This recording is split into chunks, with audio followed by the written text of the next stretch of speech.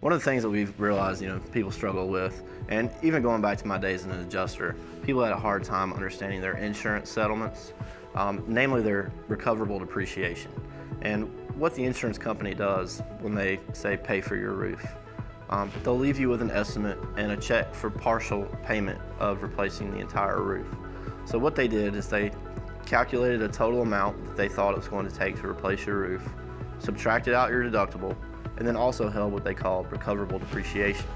So your recoverable depreciation is available back to you as a homeowner and an insurance customer once the work is completed. So a lot of people see the initial payment and think, well, this is not enough money to replace my roof. And you'd be right, it's not.